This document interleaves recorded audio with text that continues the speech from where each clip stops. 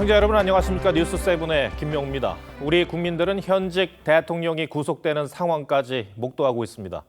헌정사상 처음 보는 장면이 이게 마지막이 아닐 수 있다는 점이 비극입니다. 우려했던 시위대의 난동 상황까지 벌어졌습니다. 이 같은 일부의 무법적인 과격 행동은 누구를 위한 길도 아닌 그저 처벌의 대상일 뿐입니다. 먼저 계엄 선포 47일 만에 구속된 윤석열 대통령 상황을 송무빈 기자가 전해드립니다. 서울 서부지방법원은 오늘 새벽 2시 50분 윤석열 대통령에 대한 구속영장을 발부했습니다.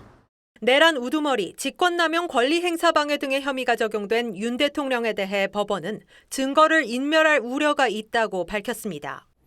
윤 대통령은 비상계엄 선포를 전후해 휴대전화를 교체하고 텔레그램을 탈퇴한 정황이 있는 걸로 알려졌습니다. 앞서 김용현 전 장관 등 내란죄 관련자 10명이 구속 기소된 점도 영향을 준 걸로 보입니다. 지난 15일 체포된 뒤 공수처 조사에 응하지 않던 윤 대통령은 법정에 직접 나와 의견을 피력했지만 받아들여지지 않았습니다. 도주 우려도, 증거인멸 우려도 없는 대통령을 이렇게 체포 구속하려고 하는 것에 대한 부당성을 좀 분명하게 밝힌다는 뜻. 현직 대통령이 구속된 건 우리 헌정사상 최초로 비상계엄 선포 47일 만입니다. 심사에는 13시간이 걸렸습니다. 2017년 박근혜 전 대통령의 구속영장 심사 당시 16시간보다 3시간 정도 짧았습니다. 박 전 대통령 때보다 사건이 단순하고 혐의가 소명된 것으로 판단한 거란 분석이 나옵니다. 윤 대통령 측은 구속이 적법한지 따지는 적부심을 청구할지 여부에 대해서는 아직 정해진 게 없다고 밝혔습니다. TV조선 송무빈입니다. 윤 대통령의 서울구치소 수감과 관련해 저희가 단독 취재한 내용 전해드립니다. 서울구치소는 60명을 수용하는 한개동을 모두 비워 윤 대통령 전용 수감동을 마련하기로 했습니다. 현직 대통령 경호를 위해 2인 3개조 전담 교도관들도 배정합니다. 의료실이나 운동하러 갈 때 다른 수감자들과의 접촉도 없게 동선을 철저히 관리받기도 합니다. 차순우 기자가 단독 보도합니다. 서울구치소는 보통 수용자 60명이 한 동에서 생활합니다. 형이 확정되지 않은 미결수가 모인 미결수동이 11곳, 형이 확정된 기결수를 위한 기결수동 5곳이 있습니다. 교정당국은 윤 대통령을 위해 미결수동 한 동 전체를 비우기로 했습니다. 돌발 상황에 대비해 의료실과 최대한 가까운 곳을 지정한 걸로 알려졌습니다. 윤 대통령은 오늘 저녁부터 전용 수감동으로 이동해 독거실에서 지내는 것으로 전해졌습니다. 박근혜 전 대통령 때보다 한 평 정도 넓은 독방엔 싱크대와 관물대, TV 등이 설치되어 있습니다. 세면대는 설치를 검토 중인 것으로 알려졌습니다. 구치소 측은 2인 3조, 모두 6명의 교도관을 전담 배치해 24시간 관리할 계획입니다. 윤 대통령은 하루 한 번 1시간 이내 운동을 할 수 있고 일주일에 한 번 샤워시설 이용이 가능합니다. 구치소 측은 윤 대통령이 구내에서 이동하다 다른 수감자들과 마주치는 걸 막기 위해 동선 관리에도 나설 방침입니다. TV조선 차순우입니다. 네, 이번에는 윤 대통령이 수감돼 있는 서울구치소를 연결해 그곳 상황 알아보겠습니다. 자, 조윤정 기자, 구치소 앞에 지지자들이 많이 모여 있습니까? 네, 윤 대통령이 구속된 뒤 첫 밤을 맞게 되는 구치소 앞에는 많은 지지자들이 몰려들고 있습니다. 경찰도 경비를 강화하면서 긴장감이 고조되고 있습니다. 윤 대통령 지지자들은 구치소 앞에서 집회를 열고 당장 윤 대통령을 석방하라고 외치기도 했습니다. 경찰은 구속에 항의하는 지지자들이 돌발 행동을 할 가능성에 대비해 4개 기동대 250명을 구치소 주변에 배치했습니다. 윤 대통령이 구치소에 머무는 동안 지지자들의 집회는 계속될 전망입니다. 현직 대통령이 구속된 초유의 사태를 맞은 겁니다. 법무부와 경호처도 구치소 안팎 경호 대책을 협의하고 있죠. 네, 구치소 담장을 기준으로 담장 밖은 경호처가, 담장 안은 교도관이 맡고 있습니다. 경호처 경호관은 구치소 담장 밖 사무청사 3층에서 경호를 하고 있습니다. 경찰이 신청한 구속영장을 검찰이 반려하면서 풀려나게 된 김성훈 경호처 차장도 오늘 낮 서울구치소에 왔습니다. 김 차장은 이곳에 상주하며 대통령 경호 업무를 하겠다고 했습니다. 경호처는 외곽 경호를 담당하는 동시에 윤 대통령이 피의자 조사나 탄핵 심판에 나갈 때 근접 경호를 맡게 됩니다. 윤 대통령이 법무부 호송 차량을 타고 이동하면 경호 차량이 호송차를 에워싸는 방식입니다. 윤 대통령은 오늘 오전 신체 검사를 마친 뒤 수영복을 입고 일명 머그샷을 찍는 등 입소 절차를 마쳤습니다. 지금까지 서울구치소에서 TV조선 조윤정입니다. 윤 대통령이 구속되는 과정에서 있어서는 안 될 일이 벌어졌습니다. 오늘 새벽 윤 대통령 구속영장이 발부되자 일부 지지자들이 법원 청사에 난입해 난동을 부렸습니다. 경찰은 법원에 난입한 46명을 현행범으로 체포했습니다. 이와 별도로 법원 앞에서 경찰관을 폭행하거나 공수처 차량을 훼손한 40명도 경찰에 붙잡혔습니다.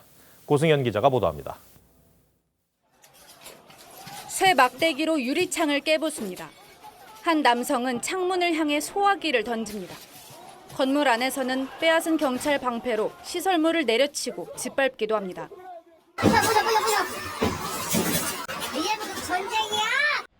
오늘 새벽 3시쯤 윤 대통령에 대한 구속영장이 발부되자 일부 지지자들이 서부지법에 난입했습니다. 법원 주변에 경찰이 차벽을 세워뒀지만 소용없었습니다. 서울 서부지법 현판이 땅에 떨어져 나뒹굴었고 후문 쪽 철문도 부서졌습니다. 외벽 타일이 뜯겨져 나가기도 했습니다. 법원 안팎은 순식간에 아수라장으로 변했습니다. 난입한 사람들은 영장을 발부한 판사를 찾아다니기도 했습니다. 판사 어디 갔어? 경찰은 기동대 등을 투입해 3시간여 만에 사태를 해결했습니다. 건동을 실제로 현행범 체포하겠습니다. 집단 난입에 앞서 일부 지지자들은 공수처 수사관들이 타고 있던 차량을 포위하고 타이어를 훼손하기도 했습니다. 경찰은 밤사이 서부지법 안팎에서 불법 행위를 벌인 86명을 현행범으로 체포했습니다. TV조선 고승현입니다. 네, 이번 난동 사태에 대해 검찰과 경찰은 그 어느 때보다 강경 대응 방침을 천명했습니다. 주요 가담자를 가려내 전원 구속 수사를 원칙으로 하고 전담 수사팀까지 꾸렸습니다. 최상목 권한대행도 엄정하게 수사해 법적 책임을 묻겠다고 밝혔고 천대엽 법원 행정처장은 서부지법을 찾은 뒤 실제 모습이 훨씬 참혹하다며 개탄했습니다. 김예나 기자입니다. 난입 사태가 끝난 지 반나절이 지났지만 현장은 처참했습니다. 창문은 깨져 있고 경찰 바리케이드는 파손된 채 바닥에 널브러져 있습니다. 오늘 오전 현장에 온 이호영 경찰청장 직무대행은 주요 가담자를 구속 수사하겠다고 밝혔습니다. 폭력과 불법에 대해서 이런 사태 일으킨 사람에 대해서는 구속 수사 등 엄정하게 대처할 계획입니다. 체포된 가담자 86명은 서울 18개 경찰서에서 나눠 조사 중입니다. 일부 가담자들은 경찰 조사에서 사람들을 따라갔을 뿐이라거나 법원 안엔 들어갔지만 집기 파손은 하지 않았다며 혐의를 부인하고 있는 걸로 알려졌습니다. 경찰은 CCTV 영상을 분석해 가담자들의 구체적 혐의를 확인할 방침입니다. 경찰은 내일부터 구속영장을 발부한 참호 부장판사의 출퇴근길 경호 등 신변 보호에 나섭니다. 최상목 대통령 권한대행은 민주주의 사회에서 상상조차 어려운 불법 폭력 사태에 강한 유감을 표명한다며 엄정하게 수사에 상응하는 법적 책임을 묻겠다고 밝혔습니다. 천대엽 법원 행정처장도 서부지법 현장을 둘러본 뒤 참혹하다고 했습니다. TV를 통해서 봤던 것보다도 10배, 20배의 참혹한 현장 상황을 확인할 수 있었습니다. 오늘 오후엔 헌법재판소 담을 넘어 침입한 남성이 현행범 체포됐습니다. TV조선 김예나입니다. 이번 사태에 대해 윤석열 대통령도 옥중 메시지로 직접 입장을 밝혔습니다. 분노하고 억울한 심정은 충분히 이해하지만 평화적으로 표현해야 한다고 당부했습니다. 차정승 기자입니다. 법원 담을 넘으려던 청년 지지자들이 경찰에 연행됩니다.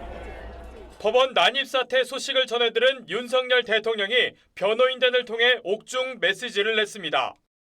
변호인단은 윤 대통령이 서부지법에서 발생했던 상황을 전해 듣고 크게 놀라며 안타까워했다며 특히 청년들이 다수 포함돼 있다는 소식에 가슴 아파했다고 전했습니다. 물리적인 방법으로 해결하려는 건 국가적으로는 물론 개인에게도 큰 상처가 될 수 있다고 우려했다고도 전했습니다. 국민들의 억울하고 분노하는 심정은 충분히 이해한다면서도 평화적인 방법으로 의사를 표현해 줄 것을 당부했다며 경찰에는 강경 대응보다 관용적 자세로 사태를 원만하게 풀어달라는 말도 덧붙였습니다. 자신의 구속에 대해선 시간이 걸리더라도 포기하지 않고 잘못된 것들을 바로잡겠다는 뜻을 밝혔습니다. 2차, 3차 계엄할 것 같으면 군을 철수시킬 리가 없잖아요. 그러니까 말이 안 되는 주장을 하고 있는 겁니다. 윤 대통령의 옥중 메시지가 공개된 건 체포 이틀 뒤인 지난 17일. 불편하지만 잘 있다는 글이 SNS에 올라온 이후 두 번째입니다. TV조선 차정수입니다. 네, 밤사이 일어난 법원 난입 사태 파장은 어떨지, 또 윤석열 대통령 구속 수사는 어떻게 되는지 사회부 법조팀 안혜리 기자와 더 알아보겠습니다. 윤 대통령 구속 기한을 놓고 논란이 있던데 최장 20일이 맞습니까? 네, 윤 대통령의 구속기한은 체포된 지난 15일부터 최장 20일입니다. 이 기간을 계산하면 구속 만기일은 다음 달 3일입니다. 하지만 윤 대통령이 청구했던 체포적부심에 걸린 시간은 구속기한에서 빼야 하기 때문에 실제로 다음 달 5일쯤 구속기한이 끝날 것으로 보입니다. 그래서인지 야당이 통과시킨 내란 특검법이 과연 실효성이 있겠느냐라는 지적이 있는 것도 사실인데 검찰이 먼저 기소하는 경우에는 그럼 특검은 어떻게 되는 겁니까? 네, 현재로선 검찰이 특검보다 먼저 윤 대통령을 내란죄로 기소할 가능성이 큽니다. 최상목 대통령 권한대행이 이번 내란특검법에 거부권을 행사하지 않고 공포하더라도 특검이 출범하는 데는 20일 정도가 더 걸리기 때문인데요. 이 경우 같은 혐의로 중복 기소를 할 수 없다는 형사소송법에 따라 내란특검은 정작 내란죄 수사도 못하게 되는 겁니다. 여당에서 내란특검법 무용론이 나오는 이유입니다. 그러니까 구속 기간을 공수처와 검찰이 어떻게 나눌지도 논란이죠. 네, 맞습니다. 이 공수처는 대통령에 대한 기소권이 없어서 다시 사건을 검찰에 넘겨야 합니다. 애초 공수처가 검찰로부터 사건을 넘겨받을 때 구속기간 20일을 양쪽이 10일씩 나눠 갖자고 합의했었는데요. 하지만 윤 대통령 구속으로 공수처 분위기가 달라지고 있습니다. 수사에 주도권을 쥔 이상 10일을 넘길 수 있다는 건데요. 이 경우 수면 아래로 가라앉았던 검찰과 공수처 간 갈등이 다시 불거질 수 있습니다. 저희가 어제 단독 보도해드린 것처럼요. 검찰은 공수처 조사 자료로는 쓸 게 없다는 판단을 하고 있어서 하루빨리 윤 대통령 신병을 넘겨받길 원하는 분위기입니다. 자, 그런데 이제 공수처 수사에 윤 대통령은 응하지 않겠다는 뜻을 분명히 하고 있지 않습니까? 근데 공수처가 이렇게 윤 대통령을 붙잡아 두는 게 수사 전반에 도움이 될까요? 네, 이 검찰총장을 지낸 윤 대통령은 지난 대선 때 공수처에 대해서 부정적인 시각을 드러냈었습니다. 한 유튜브에 나와서요, 이 공수처를 두고 정권의 하수인이며 이 비윤리적이고 실력이 없다고 노골적으로 비판했습니다. 공수처가 방문 조사를 하거나 이 강제인치 등을 검토하고 있지만 공수처의 반감이 큰 윤 대통령이 진술 거부권을 행사하면 제대로 된 수사 결과를 내놓을 가능성은 낮아 보입니다. 네. 윤 대통령의 일부 지지자들이 어제 법원에 난입을 해서 그야말로 난동을 부렸는데 모두 엄벌의 대상이죠. 향후 파장이 좀 있을 것 같은데 어떻습니까? 네, 맞습니다. 오늘 새벽 윤 대통령 지지자들이 이 구속영장 발부에 항의하면서 서울 서부지방법원에 난입하는 있어서는 안 될 사건이 일어났습니다. 이에 대해 권성동 국민의힘 원내대표는 무슨 일이 있어도 폭력만은 안 된다면서도 경찰에 경고장을 날렸는데요. 바리케이트를 쳐서 폭력을 막으려는 시민을 방패로 내리찍고 명찰 없는 경찰이 현장에 다수 나선 모습을 납득하기 어렵습니다. 네, 이렇게 여당 원내대표가 법원 난입 사태에 경찰이 일부 단초를 제공했다는 의혹을 제기했다는 점에서 향후 진상규명이 필요한 상황인데요. 경찰 관계자는 저희 취재진에게 정치권 발언에 대해서 개별적인 대응은 하지 않겠다면서 그런 사실이 있었다고 인정하기 어렵다고 했습니다. 네, 안혜리 기자 잘 들었습니다.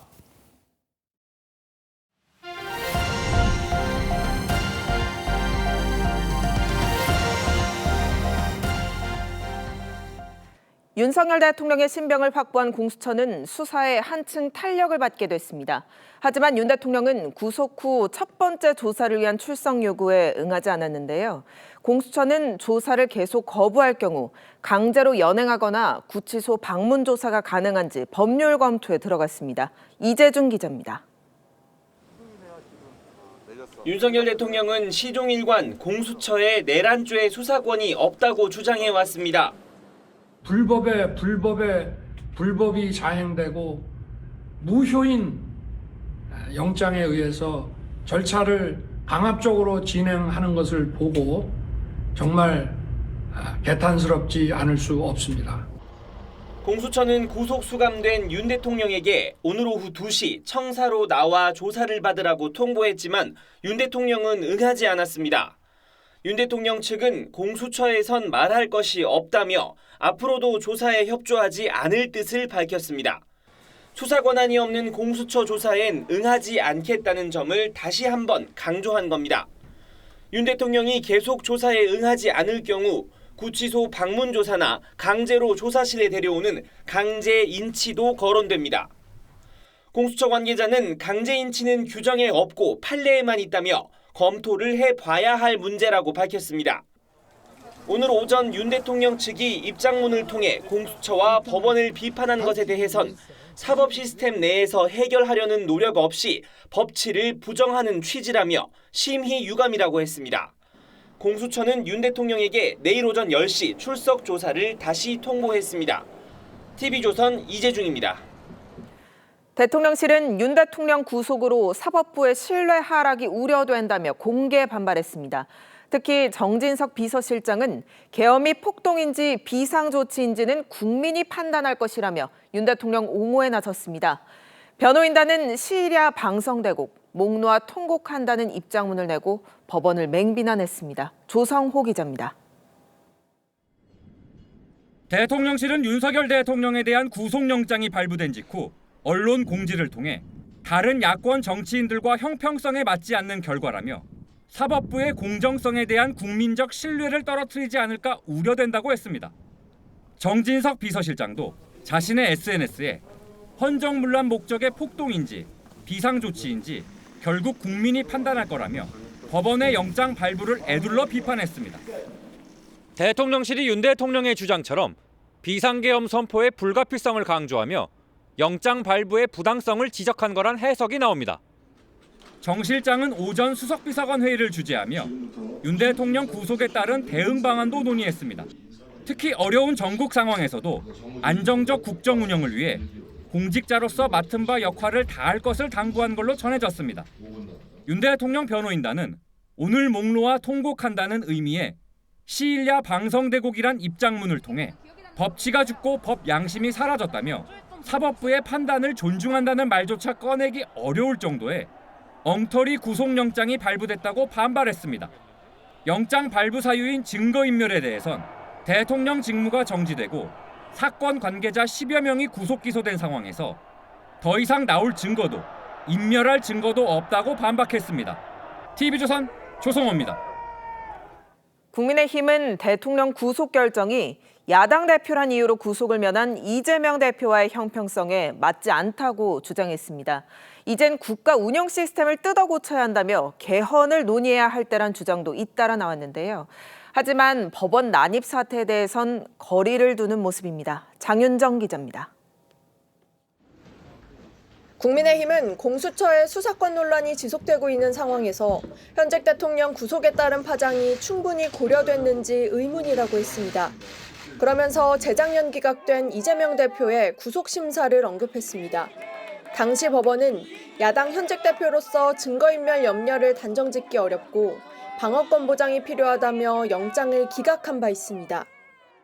똑같은 잣대가 야당 대표에도 적용돼야 됩니다. 혐의가 확인되면 똑같이 구속함으로써 법적 형평성, 법 원칙이 지켜져야 할 것입니다. 권성동 원내대표도 사법부는 결정적인 순간마다 이 대표의 면죄부를 줬다고 지적했습니다. 이젠 개헌을 논의할 때란 주장도 잇따랐습니다.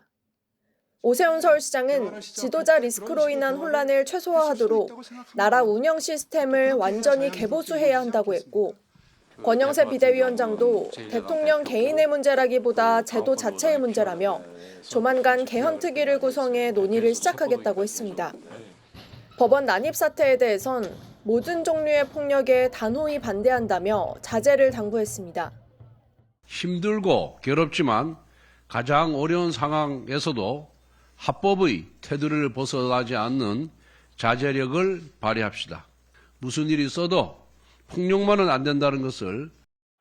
다만 권 원내대표는 폭력의 책임을 시위대에게 일방적으로 물을 수 없다며 경찰의 과잉 대응에도 문제가 있었다고 지적했습니다.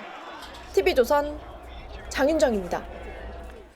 반면 민주당은 윤 대통령 구속은 사필 규정이라며 더욱 엄정하고 철저한 수사를 촉구했습니다. 법원 난입 사태에 대해선 윤 대통령과 여당 그리고 최상목 권한대행에게도 책임이 있다고 지적했는데요. 다만 이재명 대표는 윤 대통령 구속에 대해 말을 아꼈습니다. 이광희 기자가 취재했습니다. 민주당은 체포영장 집행에 저항하고 공수처 조사에도 침묵으로 일관한 윤석열 대통령이 구속을 자초했다고 했습니다. 윤석열 대통령과 윤석열 대통령 측에서 계속 대한민국의 헌법 시스템과 사법 시스템을 부정하고 있지 않습니까? 윤 대통령 구속을 시작으로 국격을 추락시킨 내란 세력에 대한 중대한 책임을 단호히 물어야 한다고도 주장했습니다.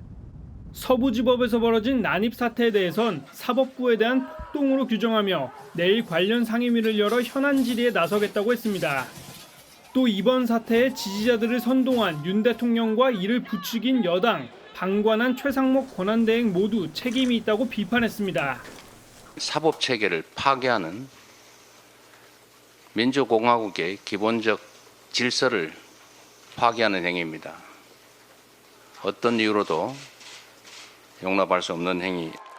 이 대표에 대한 구속영장이 기각된 것과 형평성이 맞지 않다는 여당 주장에 대해선 이미 사법 절차에 따른 재판이 진행 중이라고 반박했습니다.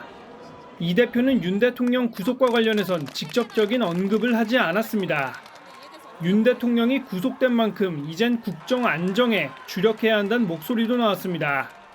친명계 좌장인 정성호 의원은 단죄는 수사기관과 사법부에 맡겨두고 국회와 정부는 국정 안정에 전력을 다해야 한다고 했습니다. TV조선 이광입니다. 네, 초유의 현직 대통령 구속에 이어 법원 난입 사태까지 비상계엄 이후 격화된 사회적 분열이 도를 넘었다는 지적이 나옵니다. 여기에는 정략적인 이유로 갈등을 부추겨온 정치권의 책임도 적지 않을 텐데요. 정치부 이채림 기자와 관련 이야기 나눠보겠습니다. 네, 어젯밤 벌어진 법원 난입 사태 여러 유튜브 채널을 통해 정말 생중계됐는데요. 비상계엄 선포 당시 못지않게 큰 충격 받았다라는 분들 많으시더라고요. 그렇습니다. 이 법치의 최후의 보루라고 할 수 있는 법원이 말 그대로 폭력으로 무법천지가 된 건 전례가 없는 일이었죠. 이 비상계엄과 탄핵소추 또 현직 대통령 체포 상황에서도 아슬아슬하게 유지돼 왔던 헌정 질서의 위험 수위가 도를 넘었다는 지적이 적지 않습니다.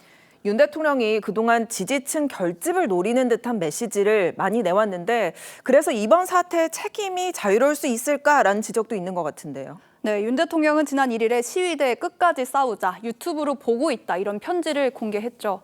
체포된 이후에도 장문에 자필 편지를 공개하는 등 지지층 결집을 호소하는 듯한 메시지를 잇따라 냈습니다. 이 대통령의 메시지가 통합이 아니라 분열을 키우고 있다는 우려가 적지 않았는데 결국 어제 법원 난입 사태로 현실화된 겁니다.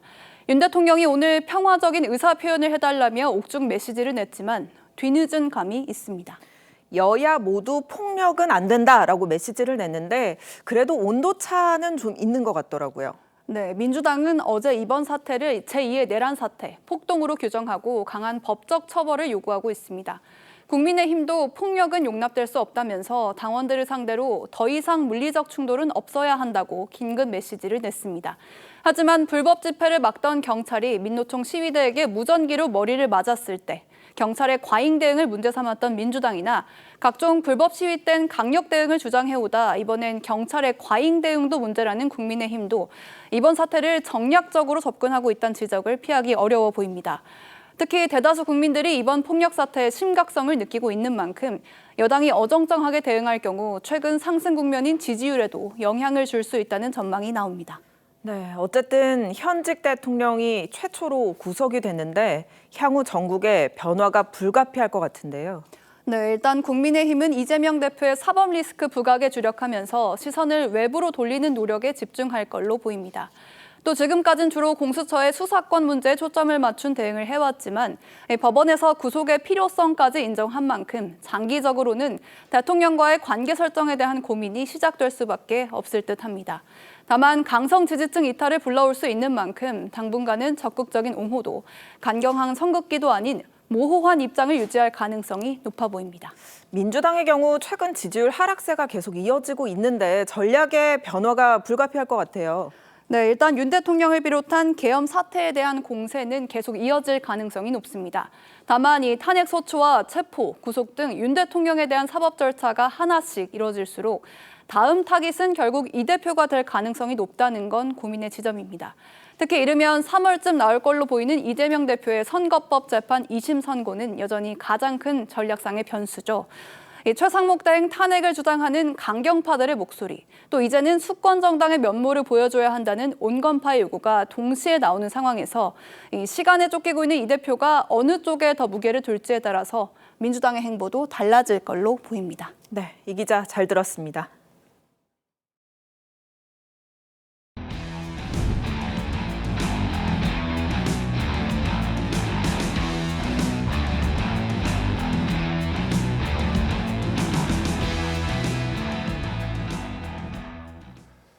네, 미국 트럼프 대통령 당선인의 취임식이 현지 시간 하루 앞으로 다가왔습니다. 이 대선 패배 이후 플로리다에 머물던 트럼프 당선인은 4년 만에 이 워싱턴 DC로 금이 환영했습니다. 트럼프 부부는 성대한 불꽃놀이 참관을 시작으로 취임식 행사 시작을 알렸습니다. 현지에 연결하겠습니다. 자, 이태영 특파원, 이 취임식 공식 일정이 시작됐죠? 네, 이 25만 명 규모로 예정됐던 야외 취임식이 강추위로 600명 수용의 실내 취임식으로 바꾸면서 이 현장은 무대 철거 등으로 아직은 어수선한 모습입니다. 트럼프 당선인은 취임식을 이틀 앞두고 플로리다주 자택을 떠나 나흘간의 취임 행사 일정에 돌입했습니다. 먼저 버지니아주 자신의 골프클럽에서 부인 멜라니아 여사와 불꽃놀이를 관람했는데요. 이 4년 만에 복귀한 트럼프를 환영하듯 성대한 불꽃쇼가 펼쳐졌다는 평가입니다. 이후 후원자와 지지자 등 500여 명과 리셉션 행사를 가졌습니다. 트럼프는 이제 몇 시간 뒤인 현지 시간 일요일엔 알링턴 국립묘지를 방문하고 자신의 지지자들과 함께 마가 승리 집회에 참석합니다. 네, 자, 미국 정재계 유명 인사들이 취임식에 총출동한다고요?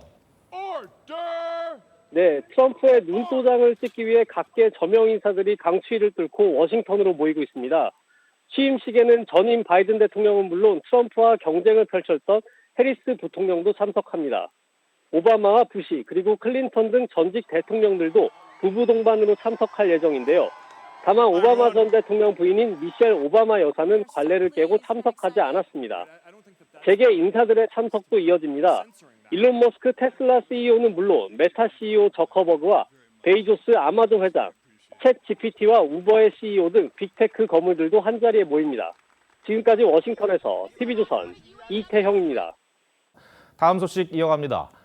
트럼프 당선인은 취임 첫날부터 각종 행정명령을 쏟아내며 파격 행보를 보일 것으로 예측되고 있습니다. 특히 관세 공약이 현실화될 가능성이 큰데 수출에 의존하는 우리로선 대비가 절실한 상황입니다. 한국은행도 경제 전망을 정기 발표보다 한 달 빨리 내놓기로 했습니다. 윤우리 기자가 보도합니다. 트럼프 당선인은 후보 시절부터 임기 첫날은 독재자가 되겠다는 발언을 이어왔습니다. 이민에서 경제에 이르기까지 100건의 행정명령을 예고했습니다. 관건은 단연 관세입니다. 물가 상승 우려에도 관세 정책은 고수하겠다는 입장입니다. Tariffs will make our country rich. Properly used. 트럼프는 취임 첫날 멕시코와 캐나다에 25%의 관세를 부과하고 모든 수입품에 10에서 20% 보편 관세를 물리겠다고 했는데 수출로 먹고 사는 한국 기업에는 직격탄이 될 수 있습니다. 원달러 환율 1,500원 돌파도 시간 문제입니다. 취임하자마자 원달러 환율은 단기적으로 오버슈팅을 했다가 점진적으로 균형 수준으로 찾아가는 패턴을 보이게 되어 있습니다. 이딴 경고음에 한국은행은 다음 달 예정됐던 경제 전망 발표를 트럼프 취임에 맞춰 공개합니다. 과거엔 볼 수 없었던 이례적 조치입니다. 여러 가지 정치적인 불확실성이 많아서 대외에서 우리나라를 보고 있는 시각이 굉장히 좀 불안해서 우리 대외 신인도에도 영향을 주고 있고. 금융당국은 트럼프 취임 후 수출 둔화와 물가 상승 등 시장 불안이 확산될 경우 필요한 안정 조치를 즉각 취할 방침입니다. TV조선 윤유리입니다. 네, 트럼프 2기 출범이 온전히 위기만은 아닙니다. 트럼프 당선인이 콕 짚은 K조선은 그야말로 날개를 달았는데 이런 호재 속에 국내 조선 3사의 지난해 실적이 13년 만에 동반 흑자 달성이 가능해 보입니다. 유혜림 기자가 보도합니다. 지난해 수익성이 큰 친환경 선박 수주에 이어 미 해군 함정 정비 사업까지 맡은 국내 조선업. Massive dry docks. Never seen anything so large. And the cutting-edge construction equipment. I'm filled with confidence that you will meet all of our expectations. 선전에 힘입어 지난해 국내 조선 3사가 모두 흑자로 돌아설 전망입니다. 조선 3사의 동반 흑자는 2011년 금융위기 이후 13년 만입니다. 앞으로의 전망도 밝습니다. 최근 미국 정부는 중국 조선사들의 저가 공세에 제재를 예고했는데 우리 조선업계엔 기회가 될 수 있습니다. 对中国海事、物流和造船业发起301调查，严重违背世贸规则，是彻头彻尾的保护主义行径。 트럼프는 대통령 당선 직후 한미 정상통화에서 한국의 세계적인 군함과 선박 건조 능력을 잘 알고 있다며 긴밀한 협력을 요청하기도 했습니다.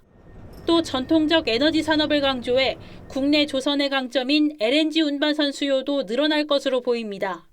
조선업은 한국의 대표적인 수출 효자 산업 중에 하나예요.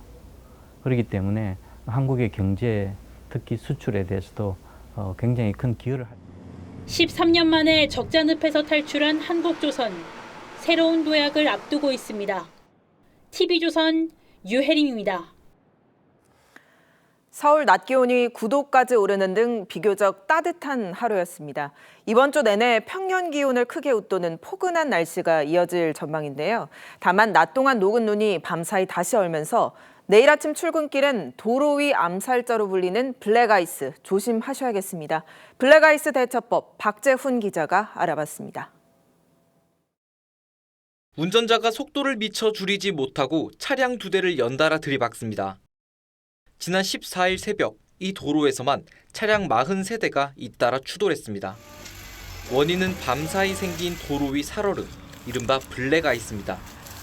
낮 동안 녹았던 눈이 해가 진 뒤 얼면서 도로가 얇은 빙판으로 변해버리는 건데 새벽 4시에서 6시 사이 그늘진 산모퉁이나 터널 출입구 등에서 주로 발생합니다.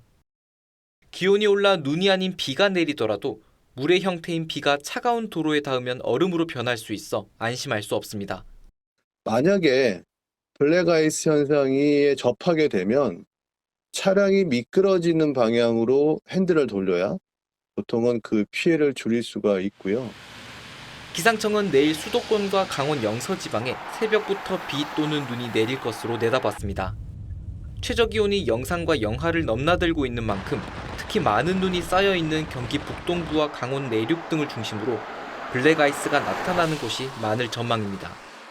월요일 출근길에 약한 비 또는 눈이지만 이 도로 살얼음을 유발할 수 있기 때문에 출근길 도로교통에 각별히 유의하셔야 되겠고, 내일은 1년 중 가장 춥다는 절기 대한이지만 당분간 평년 기온을 2도에서 6도 정도 웃도는 비교적 따뜻한 날씨가 이어질 전망입니다.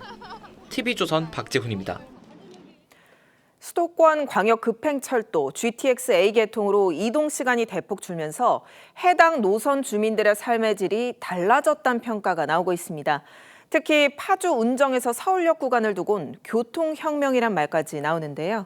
서영일, 고희동 두 기자가 교통으로 바뀐 주민들의 삶에 오늘의 포커스를 맞췄습니다. 지난 금요일 GTX-A 운정중앙역.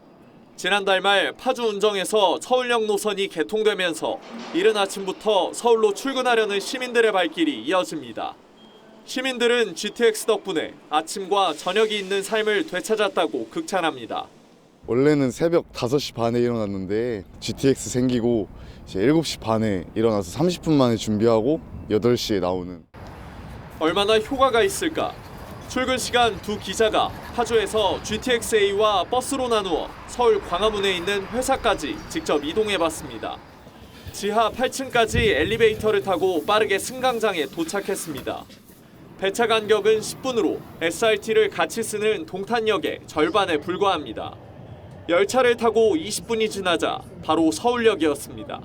잠을 2시간 더 잘 수 있고요.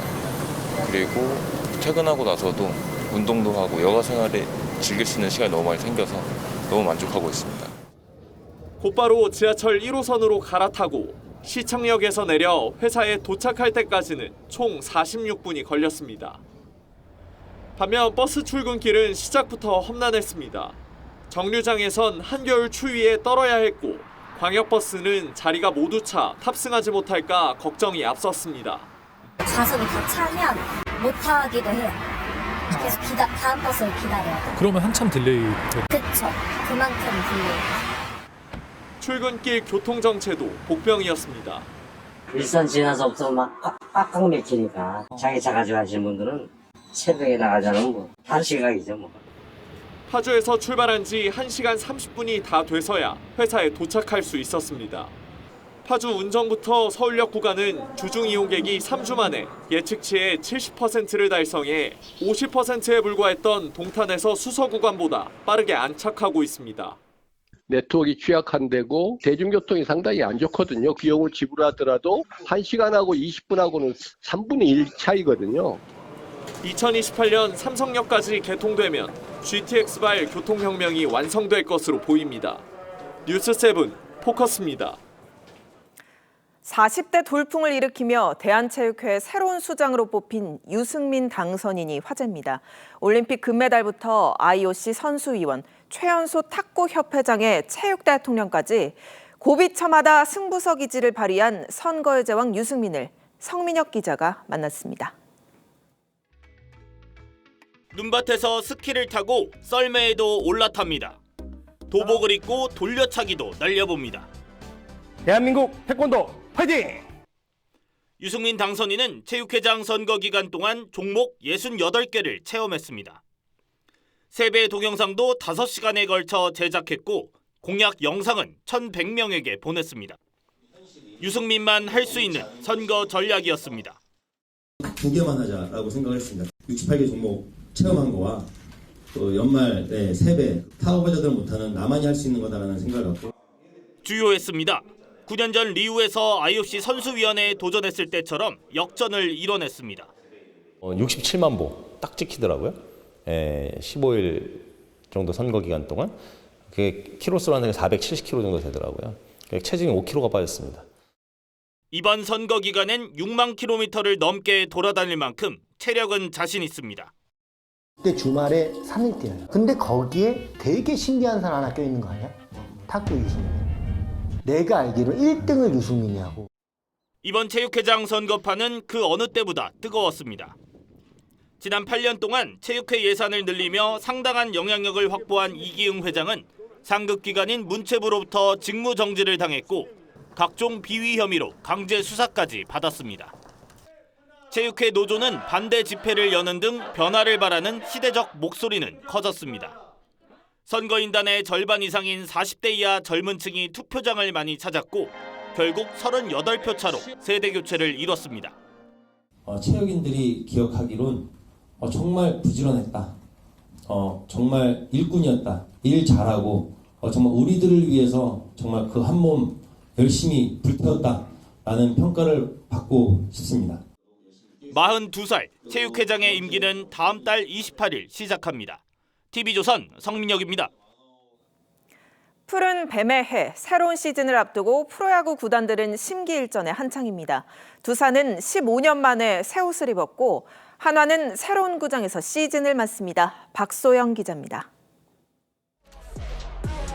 두산의 새 주장 양의지의 가슴에 둥글둥글한 알파벳 베어스가 새겨졌습니다.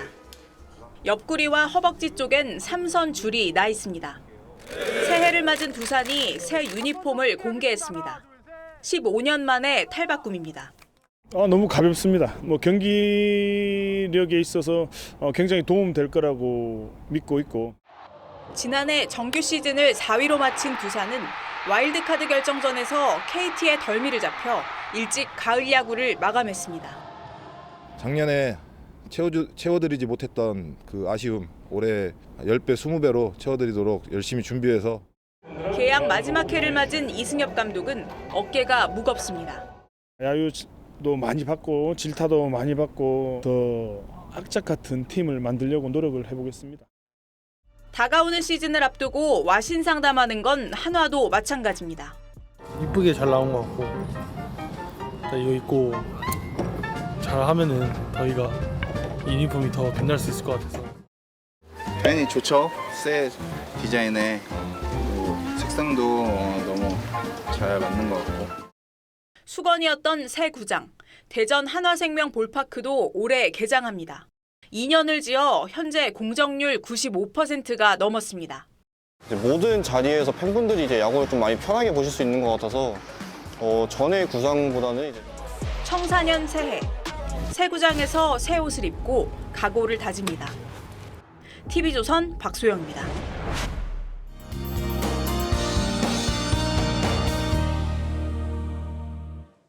주말 낮 동안 온화해진 날씨에 활동하기 한결 수월했는데요. 연중 가장 춥다는 절기 대안인 내일도 평년보다 온화한 날씨가 이어지겠습니다. 다만 오늘보다 공기질이 악화해 전국 대부분 지역의 먼지 농도 나쁨 수준 보이겠습니다. 내일 새벽부터 저녁 사이 중부지방을 중심으로는 눈이나 비가 조금 내리겠습니다. 출퇴근길, 빙판길과 도로 살얼음에 유의하셔야겠고요. 내일 오전까지 중부 서해안에는 짙은 안개까지 낄 텐데 낮 동안에도 방무나 연무가 남는 곳이 있겠습니다. 내일 아침 기온은 서울이 영상권을 회복하겠습니다. 대구가 영하 2도, 대전 영하 1도로 아침 추위도 오늘보다 덜하겠고요. 낮에는 서울이 7도, 남부지방 10도 안팎으로 오늘보다는 1, 2도가량 낮겠습니다. 모레는 강원 영동 북부에 비나 눈이 조금 오겠고 당분간 심한 추위는 없겠습니다. 날씨였습니다. 윤석열 대통령이 구속되는 과정을 보면서 이런 생각이 들었습니다. 참담하고 부끄러운 일이지만 대한민국 법체계에서 현직 대통령도 예외가 될 수 없다는 건 말이죠. 그렇게 한국의 대통령은 비상계엄 선포 47일 만에 미결수가 됐습니다. 한편으론 차기 대통령에 가장 근접해 있다는 이재명 대표가 떠올랐습니다. 두 사람이 맞닥뜨린 사법 절차와 재판 속도를 보면 분명히 차이가 나는 게 사실이죠. 중도층을 중심으로 윤석열 대통령 체포와 구속 이후 그럼 이 대표 재판은? 이라고 묻는 사람들이 더 많아졌다고 합니다. 민주당의 막무가내 힘자랑에 대한 불편함과 이 대표의 사법 리스크가 또 어떤 혼란 상황을 야기하는 건 아닌지 불안감이 커지고 있다는 얘기입니다. 탄핵 정국이 이 대표에게 기회가 아닌 위기가 될 수도 있는 역설이 벌어지고 있습니다. 시청해주셔서 고맙습니다.